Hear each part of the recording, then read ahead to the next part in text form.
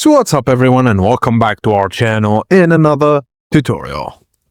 If you want to manage your hosting or email directly from Gmail, here's how to connect it in just a few minutes.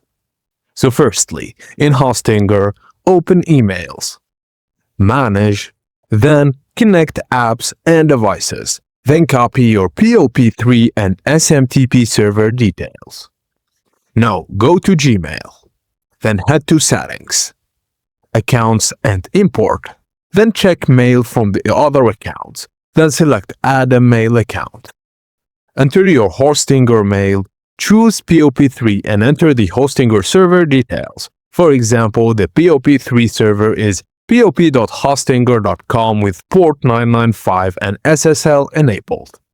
To send emails from Gmail using your Hostinger address, add it under Send Mail As. Then use smtp.hostinger.com, port 465 with SSL, then confirm the verification email. And that's it. You can now receive and send your Hostinger email directly through Gmail.